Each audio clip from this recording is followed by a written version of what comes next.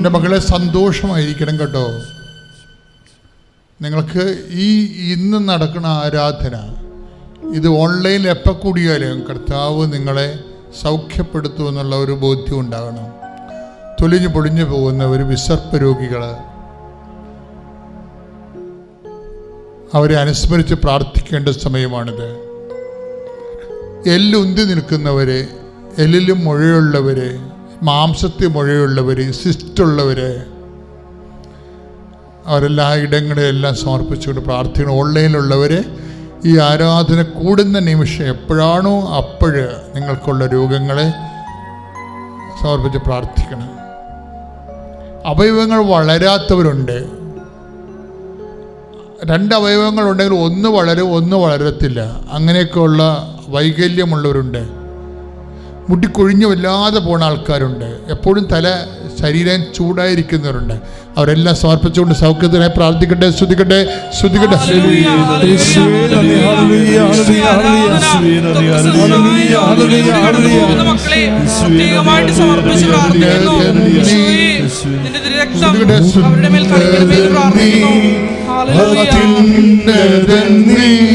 നിന്നെ പോലൊരു ദൈവമില്ല, അത്ഭുതവാൻ അതിശയവാൻ നീ മാത്രമെൻ ദൈവമെന്നും. ശരീരത്തിൽ ഇങ്ങനെ അകത്ത് കുറേ പേശികൾ ബലം പോയിട്ട് അത് ചുമ്മാ വളരുന്ന ചില കോശങ്ങൾ വെറുതെ വളരുന്നു. അത് ആവശ്യമില്ല. അത്രയും ജനറ്റിക്കലായിട്ട് അറുതി വിട്ട് വളരുകയാണ് അകത്ത്. അതുകൊണ്ട് ചില ശരീരങ്ങൾ ചിലയിടത്തൊക്കെ പൊങ്ങിയിരിക്കുന്നു. ആവശ്യമായ ആ സ്ഥലത്ത് ആവശ്യമായ ബലമില്ലാണ്ടിരിക്കുന്നു. ആ വ്യക്തികളെ കർത്താവ് ഇപ്പൊ സുഖപ്പെടുത്തിക്കൊണ്ടിരിക്കുന്നു.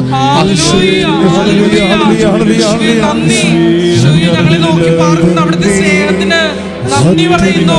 Hallelujah, hallelujah.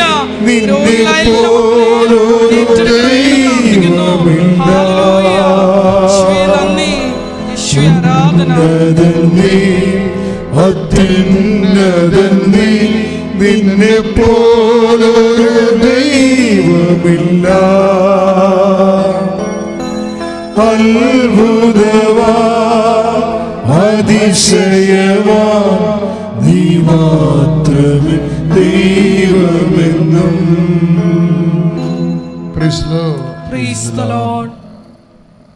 ഒരു നിമിഷം അവനുമായി ഏതെങ്കിലും രോഗങ്ങൾ അച്ഛൻ വിട്ടുപോയിട്ടുണ്ടെങ്കിൽ എനിക്ക് ഓർത്ത് കിട്ടാൻ വേണ്ടി നിങ്ങൾ പ്രാർത്ഥിക്കുക. നിങ്ങളീ മുതുകില്ലേ, മുതുക് ഭാഗം അച്ഛനിങ്ങനെ കൈ കാണിക്കണില്ലേ? അപ്പം മുതുക് ഭാഗത്ത് ചിലപ്പോൾ കശേരികൾക്കുമെല്ലാം കുഴപ്പമുള്ളവരുണ്ടാകാം. ചിലപ്പോൾ അവർ സ്ഥിരം നീര് കെട്ടി കിടന്നിട്ട് കല്ലിച്ച് പോയവരുണ്ടാകാം. ചിലപ്പോൾ അത് വെച്ച് എപ്പോഴും ആ ഭാഗം പൊള്ളുന്നവരുണ്ടാകാം. അവരെയൊക്കെ അവിടെ എല്ലാം കൈവച്ചുകൊണ്ട് സ്തുതിക്കട്ടെ, സ്തുതിക്കട്ടെ, സ്തുതിക്കട്ടെ. കർത്താവേ, കലച്ചുപോയ ശരീരപ്പാടുകള്, ശരീരത്തിന്റെ വ്യത്യസ്തമായ ഇടങ്ങളെ, കല്ലച്ചുപോയ സ്ഥലങ്ങളെ യേശുവിന്റെ നാമത്തിൽ മാർദ്ദമുള്ളതാകട്ടെ. ശ്രുതിക്കട്ടെ.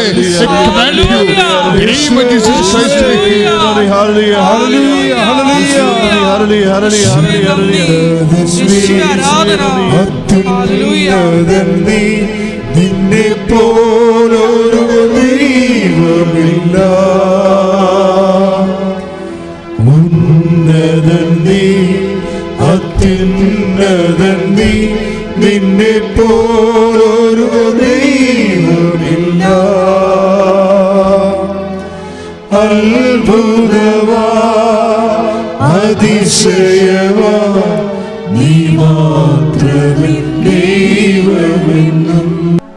പരിശുദ്ധ പരമദിവ്യകാരുണ്യത്തിന് ആരാധന, സ്തുതി, പുകഴ്ചയും ഉണ്ടായിരിക്കട്ടെ. പരിശുദ്ധ പരമദിവ്യകാരുണ്യത്തിന് എന്നേരവും ആരാധനയും സ്തുതിയും പുകഴ്ചയും ഉണ്ടായിരിക്കട്ടെ.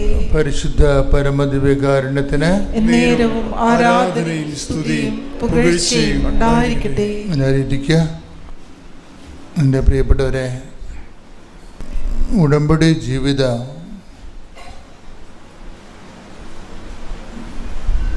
ഓരോ ദിവസവും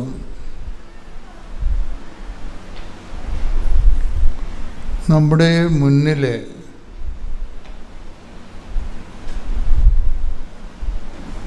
ക്രൈസിസ് മാനേജ്മെൻറ്റിൻ്റെ ഒരു പ്രക്ഷുബ്ധമായ അവസരത്തെ സുവിശേഷ വിഹിതമായി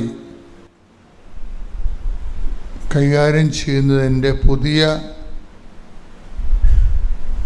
ദൈവതന്ത്രങ്ങൾ വെളിപ്പെടുത്തിക്കൊണ്ട് മുന്നേറുന്നത് കാണാം. ഓരോ സാക്ഷ്യവും നമ്മൾ കേൾക്കുമ്പോൾ ഇപ്പം നമ്മൾ രസതന്ത്രം, ഊർജതന്ത്രം എന്നൊക്കെ പറയുന്ന പോലെ സുവിശേഷ തന്ത്രമുണ്ട്. അതൊരു ടെക്നിക്കാണ് ശരിക്കും. ടെക്നിക്കെന്ന് പറഞ്ഞാൽ നെഗറ്റീവ് മീനിങ്ങിലല്ല, പോസിറ്റീവ് മീനിങ്ങിൽ. അതൊരു ശാസ്ത്രം പോലെയാണ്. സുവിശേഷ ശാസ്ത്ര വിധിപ്രകാരം ഒരു വിഷയത്തെ എങ്ങനെയാണ് മാനേജ് ചെയ്യുന്നത്, അതിൽ കൂടുതൽ അനുഭവങ്ങൾ നമുക്ക് തരുന്നത് ഉടമ്പടി ജീവിതമാണ്. ഉടമ്പടിയിൽ ചില ആൾക്കാർ ചില ഇൻവെസ്റ്റേഴ്സ്, ഇപ്പം നമ്മൾ നിക്ഷേപകരെന്നല്ലേ പറയണത്, ഉടമ്പടിയിലെ ചില നിക്ഷേപകർ, ഞാൻ പാർട്ടിസിപ്പൻസ് എന്ന് പറയത്തില്ല, പങ്കാളികളെന്ന് പറയുന്നതിനേക്കാൾ ഉപരി ഉടമ്പടി ഒരു പങ്കാളിത്ത ആധ്യാത്മിക ജീവിതമാണ്. അപ്പോൾ അതേസമയം തന്നെ പങ്കാളികൾ എന്ന് പറയുന്നതിനേക്കാൾ ഉപരി ഉടമ്പടിയിലെ നിക്ഷേപകരെന്ന് പറയുന്നതാണ് കുറച്ചുകൂടി ആപ്റ്റായിട്ടുള്ള വാക്യം. കാര്യം, കർത്താവിൻ്റെ ചില വചനങ്ങളുടെ വേലി അരികെ പിടിച്ചു പോകുമ്പോൾ നമ്മൾ ചെന്നെത്തുന്ന ചില ആധ്യാത്മിക ലക്ഷ്യങ്ങളും ആ ലക്ഷ്യങ്ങളിലേക്കുള്ള ദൈവം വരച്ചിട്ട മാർഗങ്ങളും ഒക്കെ ഉണ്ട്. അതിലൊരു വചനമാണ് മത്തായി ശ്ലീഹായുടെ സുവിശേഷം 25-ാം അധ്യായം 30-ാമത്തെ വാക്യം. മത്തായി 25:30. പ്രയോജനമില്ലാത്ത ആ ഭൃത്യനെ പുറത്ത് അന്ധകാരത്തിലേക്ക് തള്ളിക്കളയുക. അവിടെ വിലാപവും പല്ലുകടിയുമായിരിക്കും. എൻ്റെ ഭാഷയിൽ ഞാൻ ഇതിനെ ഒക്കൾട്ട് വേടെന്നാണ് വിളിക്കണത്. ഒക്കൾട്ട് വേട് എന്ന് വെച്ച് കഴിഞ്ഞാൽ ഗൂഢവചനം. ദൈവം വെളിച്ചത്ത് പറയണ വചനങ്ങളുണ്ട്, ദൈവം രഹസ്യത്തിൽ പറയണ വചനങ്ങളുണ്ട്. വെളിച്ചത്ത് പറയുന്ന വചനങ്ങൾ. Take the word of God. ശ്രുതികട ഹല്ലേലൂയ ഹല്ലേലൂയ ഹല്ലേലൂയ ഹല്ലേലൂയ. യേശുവേ ആരാധന ആരാധന ആരാധന ആരാധന. യേശുവേ നന്ദി, മഹത്വം മഹത്വം മഹത്വം. ഹല്ലേലൂയ ഹല്ലേലൂയ ഹല്ലേലൂയ ഹല്ലേലൂയ. യേശുവേ നന്ദി നന്ദി ഹല്ലേലൂയ. മത്തായി 10:26-27.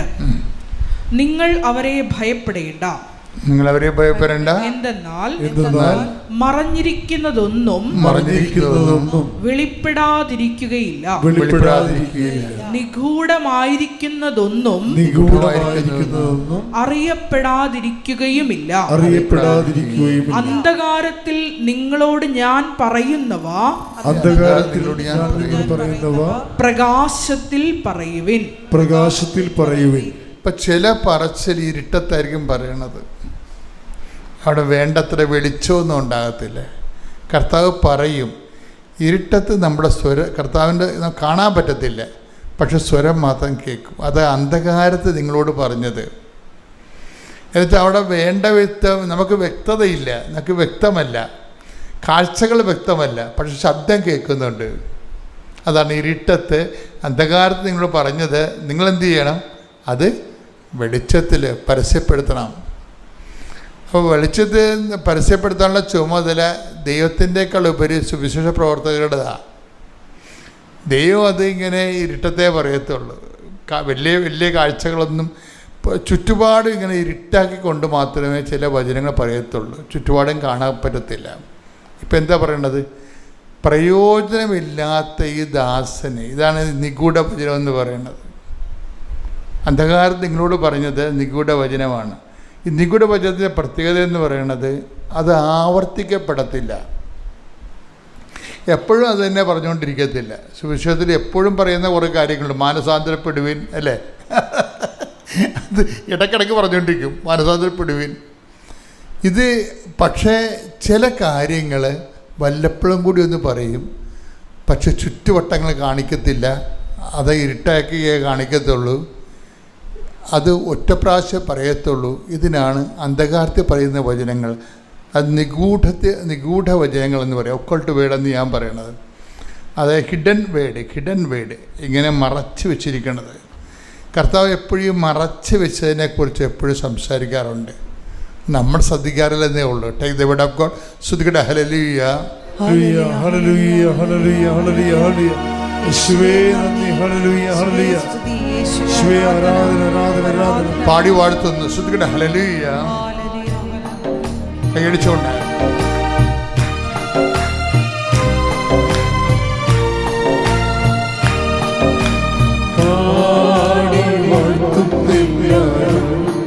പ്രിയനേ സ്നേഹം ഓർക്കുന്നില്ല.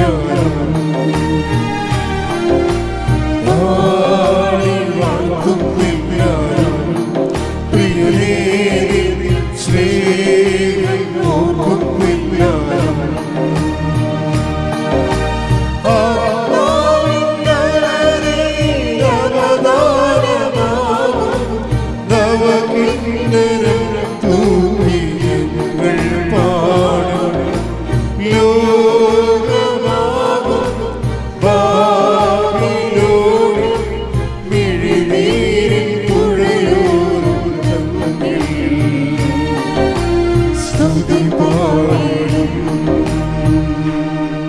ലൂക്കാ 10:21. ലൂക്കാ 10:21. ആ സമയം തന്നെ പരിശുദ്ധാത്മാവിൽ ആനന്ദിച്ച്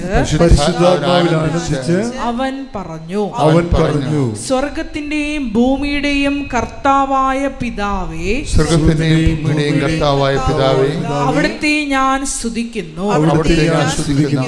എന്തെന്നാൽ അങ്ങ് ഇവ ജ്ഞാനികളിൽ നിന്നും ബുദ്ധിമാന്മാരിൽ നിന്നും മറച്ചു വയ്ക്കുകയും ശിശുക്കൾക്ക് വെളിപ്പെടുത്തുകയും ചെയ്തു. അപ്പോൾ ഓപ്പൺ മാർക്കറ്റിൽ ഇല്ല ഇത് വളരെ സ്വകാര്യമായ ഒരു വിതരണമേ ഉള്ളതിനെ. അതാണ് മറച്ചു വെക്കുക എന്ന് പറയുന്നത്. ഹിഡൻ വേർഡ്, മറച്ചു വെച്ച വചനങ്ങൾ, അന്ധകാരത്തിൽ പറഞ്ഞവർ,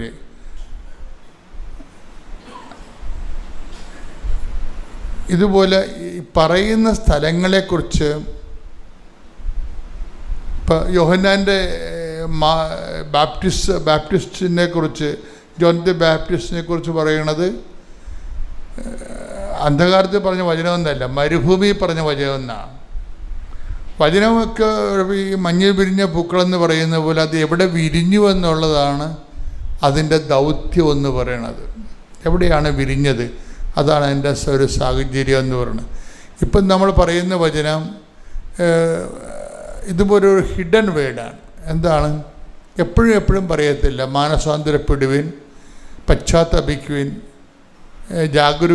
ജാഗരൂകരായിരിക്കുവിനെന്ന് പറഞ്ഞ് 17 പ്രാവശ്യം പറഞ്ഞിട്ടുണ്ട്. കർത്താവിൻ്റെ വചനത്തിൽ എല്ലാവരോടും പറയും, ഒരുങ്ങിയിരിക്കുവിൻ, തയ്യാറായിരിക്കുവിൻ, ജാഗരൂകരായിരിക്കുവിൻ. അങ്ങനെ 17 പ്രാവശ്യം പറഞ്ഞിട്ടുണ്ട്. പക്ഷേ ഈ പ്രയോജനമില്ലാത്ത ദാസനെ എൻ്റെ മുന്നിൽ നിന്ന് എടുത്തുകൊണ്ട് പോകാൻ പറയത്തില്ല. അതൊന്ന് പ്രാവശ്യം പറയത്തില്ല. ഇതന്നെ ഹിഡൻ വേർഡെന്ന് പറയണത്. പ്രയോജനമില്ലാത്ത ദാസനെന്നൊക്കെ വിളിക്കും, ഒരു കുഴപ്പമില്ല. വളരെ ആഘോഷമായിട്ട് വളരെ മാന്യതയോടും മാനേഴ്സൊക്കെ അനുസരിച്ച് ദാസൻ എന്നൊക്കെ വിളിക്കും. ദൈവത്തിന് ഇഷ്ടപ്പെട്ടൊരു വിളിയാണ് ദാസൻ. പക്ഷേ വിളികളെന്താണ്, ഈ ദാസന്മാരിൽ തന്നെ പ്രയോജനമില്ലാത്ത ഈ സംഭവത്തെ എടുത്തുകൊണ്ട് പോകാൻ പറയും എൻ്റെ മുമ്പിൽ നിന്ന്. അതത്ര നിസ്സാരമായിട്ടുള്ള പറച്ചിലല്ല, ഇത്തിരി കൂടിയ പറച്ചിലാണ്. ഹസ്ബൻഡിന് ജോലി കിട്ടി ഒന്ന് സന്തോഷമായി ഒന്ന് ആശ്വസിച്ചിരിക്കുകയായിരുന്നു. ആ സമയത്താണ് പെട്ടെന്ന് മമ്മിക്ക് ബ്ലീഡിങ് ഉണ്ടായി. നാട്ടിൽ നിന്ന് വിളിച്ചു പറഞ്ഞു, എൻ്റെ മമ്മിക്ക് 70 വയസ്സുണ്ട്. അപ്പോൾ ആ ബ്ലീഡിങ് നടത്തുന്ന സമയത്ത് 69 വയസ്സുണ്ട്.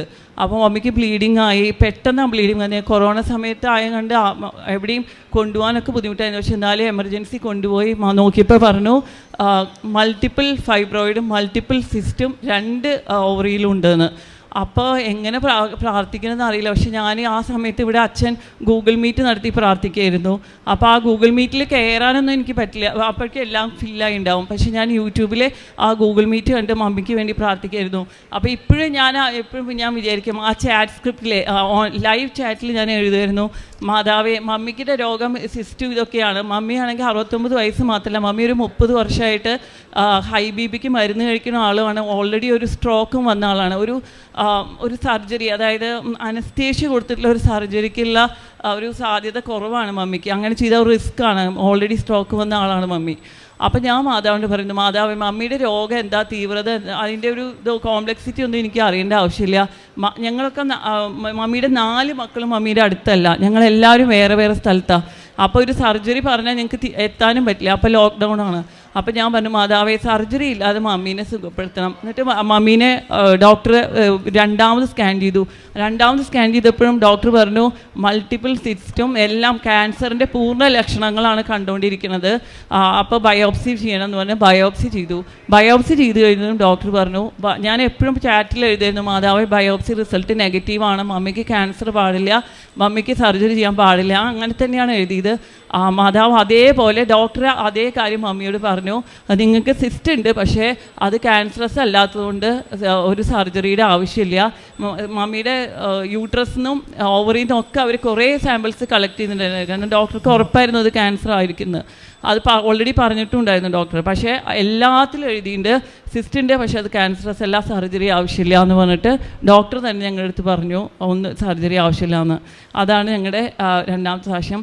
പിന്നെ ഉടമ്പടിയിൽ വെച്ച ഒരു നിയോഗമായിരുന്നു ഞങ്ങൾക്ക്.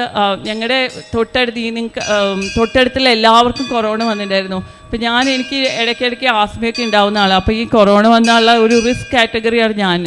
അപ്പോൾ ഞാൻ പറയുന്നു, മാതാവേ കൊറോണ സംരക്ഷിക്കണം. അപ്പോൾ എല്ലാവർക്കും കൊറോണ വരുമ്പോൾ എൻ്റെ മനസ്സിലിടയ്ക്ക് തോന്നും, എനിക്ക് കൊറോണ വരല്ലേ ചോദിച്ചാൽ എങ്ങനെയാണ് ശരിയാവുക? കാരണം ഇവരൊക്കെ എപ്പോഴും പുറത്ത് പോയി വരുന്നവരാണ്, ഇപ്പോൾ വരാനുള്ള സാധ്യതയുണ്ടല്ലോ എന്ന്. അപ്പോൾ ആദ്യത്തെ പ്രാവശ്യം കൊറോണ വന്നതിൽ ഞങ്ങൾക്ക് ആർക്കും വന്നില്ല. രണ്ടാമത് പുള്ളി ഓഫീസിലിരിക്കുമ്പോൾ പുള്ളിയുടെ മുമ്പിലിരുന്ന് ജോലി ചെയ്യുന്ന ആൾ, ഇടത്ത് വലത്ത് ബാക്കിൽ എല്ലാവർക്കും കൊറോണ വന്നു. ഇന്നലെ സംസാരിച്ച ആൾ ഇന്ന് വിളിച്ചു പറയടാ എനിക്ക് കൊറോണ, ഞാൻ വരുന്നില്ല എന്ന്.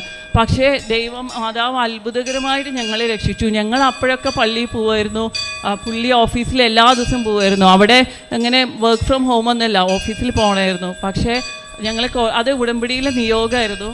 മാതാവ് അത് ഞങ്ങൾക്ക് സാധിച്ചു തന്നു. അത് ഭയങ്കര ഇന്നും എനിക്ക് അതിശയമാണ് എങ്ങനെയാണ് കൊറോണ വരാതെ മാതാവ് ഞങ്ങളെ സംരക്ഷിച്ചതെന്ന്.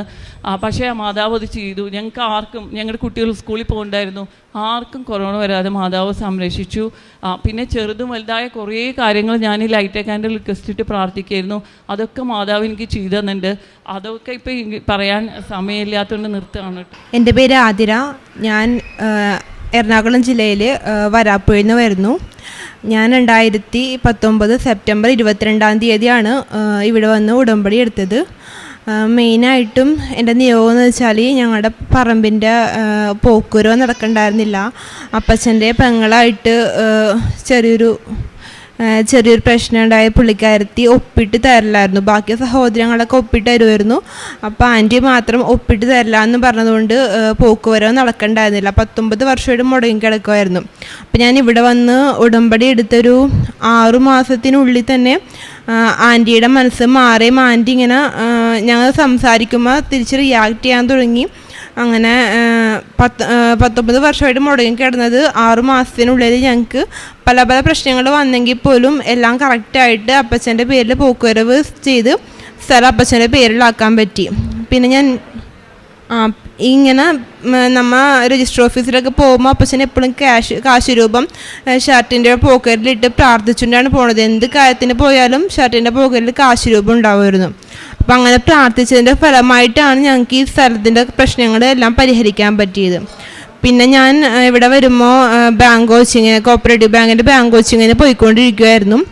അപ്പോൾ എനിക്ക് എപ്പോഴും പ്രാർത്ഥിച്ചെന്ന് വെച്ചത് എനിക്ക് ഫസ്റ്റ് എക്സാമിൽ തന്നെ എനിക്ക് ക്ലിയർ ചെയ്ത് എനിക്ക് റാങ്ക് ലിസ്റ്റിൽ വരണമെന്ന്, എനിക്ക് ഇഷ്ടമുള്ള ബാങ്കിൽ കയറണം എന്നായിരുന്നു ആഗ്രഹിച്ചിരുന്നത്. അങ്ങനെ ഞാൻ ഫസ്റ്റ് അറ്റംപ്റ്റിന് ടെസ്റ്റ് എഴുതാൻ പോയി, നന്നായിട്ട് പ്രാർത്ഥിച്ചിട്ടാണ് പോയത്. അപ്പോൾ എൻ്റെ മാലയും ഞാൻ മാതാവിൻ്റെ ലോക്കറ്റ് പിൻ ചെയ്ത് ഇട്ടിരുന്നു. അപ്പോൾ ഓരോ എക്സാമിനും ഞാൻ ഇങ്ങനെ കറുപ്പിക്കാനായിട്ട് OMR ആയതുകൊണ്ട് കറുപ്പിക്കാൻ പോകുമ്പോൾ മാതാവിനെ പിടിച്ചുകൊണ്ട് ഇങ്ങനെ പ്രാർത്ഥിക്കും, മാതാവ് എൻ്റെ ഉത്തരം ശരിയായിരിക്കണേ എന്നിങ്ങനെ പ്രാർത്ഥിച്ചുകൊണ്ട് ഞാൻ ഓരോ ക്വസ്റ്റ്യൻസിനും ആൻസർ കറുപ്പിക്കും. അങ്ങനെ കറുപ്പിച്ച് ഫസ്റ്റ് എക്സാമിൽ തന്നെ എനിക്ക് എക്സാം ക്ലിയർ ചെയ്യാൻ പറ്റി. എനിക്ക് ആഗ്രഹിച്ച ബാങ്കിൽ എനിക്ക് ജോലി കിട്ടി. ഞാനിവിടെ സെപ്റ്റംബർ 19 ഉടമ്പടി എടുക്കണത്. എനിക്ക് സെപ്റ്റംബർ 23, 2020 എനിക്ക് ജോലി കിട്ടി. ഞാൻ ഫസ്റ്റ് ഡേ ജോലിക്ക് കയറിയതെന്ന്. പിന്നെ ഞങ്ങൾക്ക് ചില വീടിൻ്റെ പണി ചെറുതായിട്ട് പൂർത്തിയാക്കാതെ ഉണ്ടായിരുന്നു. അതും ഞങ്ങൾക്ക് ഉടമ്പടി എടുത്ത് 1 വർഷത്തിനുള്ളിൽ തന്നെ അതെല്ലാം പൂർത്തീകരിച്ച് കിട്ടി. എത്ര വർഷമായിട്ട് പൂർത്തീകരിക്കാതിരുന്നതാണ്? വീട് പണി ഒരു 10 വർഷമായിട്ട്, 10 വർഷം കഴിഞ്ഞിട്ടും ഞങ്ങൾക്ക് ടൈലിടാനോ ചെറിയ ചെറിയ അറ്റകുറ്റപ്പണികളൊന്നും ചെയ്യാൻ കഴിഞ്ഞിട്ടുണ്ടായിരുന്നില്ല. അപ്പം അതും പൂർത്തീകരിച്ചു. പേര് സോഫി സണ്ണി, സ്ഥലം പാവറട്ടി. ഞാൻ 2019 ഒക്ടോബർ 13 ഇവിടെ വന്ന് ധ്യാനം കൂടി. ഒക്ടോബർ 31 ഉടമ്പടി എടുത്തു. എൻ്റെ ഒന്നാമത്തെ നിയോഗം ആങ്ങളയ്ക്ക് കുട്ടികളുണ്ടായിരുന്നില്ല. 19 വർഷമായിട്ട് അതായിരുന്നു ഒന്നാമത്തെ നിയോഗം. അത് സാധിച്ചു. അവർ ഇവിടെ വന്ന് ഉടമ്പടി എടുത്തു. അവർ വന്ന് ഉടമ്പടി എടുക്കുകയും മാർച്ച് 2 ധ്യാനം കൂടുകയും ചെയ്തു. പിന്നെ കൊറോണ കാരണം ധ്യാനം കൂടാൻ സാധിച്ചില്ല. പിന്നെ ഇപ്പോൾ സാക്ഷ്യം പറയാനായിട്ട് വന്നിരിക്കുകയാണ്. ഒരു പെൺകുഞ്ഞിനെ തന്ന് മാതാവും തിരുക്കുമാരനും അനുഗ്രഹിച്ചു. പിന്നെ രണ്ടാമത്തെ സാക്ഷി എൻ്റെ മകന് ഗൾഫിലായിരുന്നു ജോലി. അവന് ഭയങ്കര ബുദ്ധിമുട്ടുണ്ടായിരുന്നു. വേറെ കമ്പനിയിൽ ജോലി കിട്ടുകയും വിസ ക്യാൻസലേഷൻ അടിക്കാൻ HR സമ്മതിക്കാതെ വരികയും ചെയ്തപ്പോൾ ലൈറ്റ് കാൻഡൽ പ്രയർ ഇട്ട് പ്രാർത്ഥിച്ചിരുന്നു. അവനിപ്പോൾ വിസ ക്യാൻസലേഷൻ കിട്ടുകയും വേറെ കമ്പനിയിൽ ജോലിക്ക് വിസ അടിക്കുകയും ചെയ്തു. മൂന്നാമത്തെ സാക്ഷ്യം എൻ്റെ പെങ്ങളുടെ മകനെ 33 കൊല്ലമായിട്ട് കല്യാണം കഴിഞ്ഞിട്ടുണ്ടായിരുന്നില്ല. അവൻ്റെ ഒരു നിയോഗമായിട്ട് ഞാനത് എഴുതിയിരുന്നു. അവൻ്റെ കല്യാണം കഴിഞ്ഞു. എൻ്റെ പേര് ജിൻസി. ഞങ്ങൾ കോഴിക്കോട്ട് നിന്നാണ് വരുന്നത്. എൻ്റെ മൂത്ത മകന് 8ാം ക്ലാസ് മുതലുള്ള ഒരു ആഗ്രഹമായിരുന്നു ഓട്ടോമൊബൈൽ എഞ്ചിനീയറിംഗ് എന്നുള്ളത്. അവൻ്റെ ആഗ്രഹപ്രകാരം +2 കഴിഞ്ഞ് ഞങ്ങൾ ബാംഗ്ലൂർ ക്രൈസ്റ്റിലെ ഓട്ടോമൊബൈൽ എഞ്ചിനീയറിംഗിന് ചേർത്തു. പക്ഷെ നിർഭാഗ്യവശാൽ 1 വർഷം അവസാനിക്കുന്നതിന് മുൻപ് തന്നെ റിസൾട്ട് വരികയും ബാക്ക് പേപ്പേഴ്സ് ഉണ്ടാവുകയും അവൻ തിരിച്ചു വരാൻ ആവശ്യപ്പെടുകയും ആഗ്രഹിക്കുകയും ചെയ്തു. ആ സമയത്താണ് 2 വർഷം മുമ്പ് എൻ്റെ ഹസ്ബൻഡ് ഇവിടെ വരികയും ഉടമ്പടി എടുക്കുകയും ചെയ്തു. ഞങ്ങൾ നന്നായി പ്രാർത്ഥിച്ചു. അതിൻ്റെ ഫലമായിട്ട് 3 മാസം കഴിയുമ്പോഴേക്കും അവനവിടെ തുടർന്ന് പഠിക്കാൻ സമ്മതിക്കുകയും ഇപ്പോൾ മാതാവിൻ്റെ കൃപയാൽ ലാസ്റ്റ് സെമ്മ് എക്സാമിന് തയ്യാറെടുക്കുകയും ചെയ്യുകയാണ്. ബാക്ക് പേപ്പേഴ്സ് എല്ലാം പാസ്സായി ഇപ്പോൾ ലാസ്റ്റ് സെമ്മിന് എക്സാമിന് തയ്യാറെടുക്കുകയാണ്. മാതാവിന് നന്ദി. പിന്നെ ആൾ MPhil ചെയ്യുകയും ഒരു PhD അഡ്മിഷന് വേണ്ടിയിട്ട് ഞങ്ങൾ ഒരു 2 വർഷമായിട്ട് ശ്രമിച്ചുകൊണ്ടിരിക്കുകയായിരുന്നു. അതും മാതാവിൻ്റെ അനുഗ്രഹത്താൽ PhD അഡ്മിഷൻ ലഭിക്കുകയും ഇപ്പോൾ 2ാം വർഷ വിദ്യാർത്ഥിനിയാണ് എൻ്റെ ഹസ്ബൻഡ്. താഴെയുള്ള മോൻ CBSE എക്സാമിന് ഉയർന്ന മാർക്ക് വാങ്ങുക എന്നായിരുന്നു ഞങ്ങളുടെ ഒരു നിയോഗം. 94% വാങ്ങി അവനിപ്പോൾ +2 പഠിക്കുന്നു. ഞങ്ങളുടെ അവസാനത്തെ ഒരു നിയോഗമായിട്ട് അതാണ് ഞങ്ങൾ എഴുതിയത്. ഞങ്ങൾക്ക് നല്ല ഒരു സ്ഥലം ലഭിക്കുക എന്നുള്ളത്. ഒരു 5-6 സെൻറ്റ് സ്ഥലമാണ് ഞങ്ങൾ ചോദിച്ചത്. കോഴിക്കോട് കോർപ്പറേഷൻ്റെ ഉള്ളിൽ തന്നെ ഞങ്ങൾ താമസിക്കുന്നതിൻ്റെ അടുത്ത് തന്നെ ദൈവം 8.5 സെൻറ്റ് സ്ഥലം തന്ന് ഞങ്ങളെ അനുഗ്രഹിച്ചു. എല്ലാ അനുഗ്രഹങ്ങൾക്കും മാതാവിനോട് ഞങ്ങൾ നന്ദി പറയുകയും ഈ അവസരത്തിൽ മാതാവിൻ്റെ അനുഗ്രഹത്തിന് വേണ്ടി ഇനിയും പ്രാർത്ഥിക്കുകയും ചെയ്തുകൊണ്ട് നിർത്തുന്നു. എൻ്റെ പേര് ബീന നോബി. ഞാൻ ആലുവ കീഴ്മാട് നിന്ന് വരുന്നു. ഞാൻ 30/3 2019 ഉടമ്പടി എടുത്തത്. 6 നിയോഗങ്ങൾ വെച്ചു. 5 വർഷമായി എൻ്റെ സ്ഥലവും വീടും വിൽക്കാൻ വേണ്ടി ഒത്തിരി പരിശ്രമിച്ചിരുന്നു. നിയോഗം വെച്ചതിൻ്റെ ഫലമായി സ്ഥലവും വീടും വിറ്റു. അത് അമ്മ മാതാവ് സാധിച്ചു തന്നു. 2ാമത്തെ നിയോഗം, പിന്നെ എൻ്റെ മോന് 5 വർഷമായി അലർജി സംബന്ധമായ അസുഖമായിരുന്നു. എന്നും ഹോസ്പിറ്റലിൽ കയറി ഇറങ്ങുകയായിരുന്നു. അമ്മ മാതാവിനോട് പ്രാർത്ഥിച്ചതിന് ഫലമായിട്ട്